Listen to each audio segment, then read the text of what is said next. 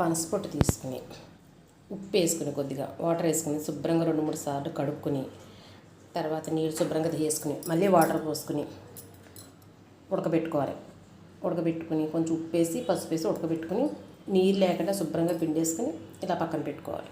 వెలిగించుకుని పాన్ పెట్టుకుని ఒక 4 స్పూన్ల ఆయిల్ వేసుకుని ఆయిల్ వేడెక్కిన తర్వాత శనగపప్పు, మినప్పప్పు, ఆవాలు, జీలకర్ర, పచ్చిమిర్చి, ఎండుమిరపకాయ, కరివేపాకు వేసుకుని ఇవి వేగిన తర్వాత కొద్దిగా ఇంగువ వేసుకుని వీటిని బాగా వేపుకోవాలి. వేగిన తర్వాత జీడిపప్పు, వేరుశనగలు వేపినియండి, ఇవి వేపిని వేసుకోవాలి. వీటిలో ఎక్కువ పోపు వేసుకుంటేనే చాలా టేస్ట్గా ఉంటుంది ఈ కూర.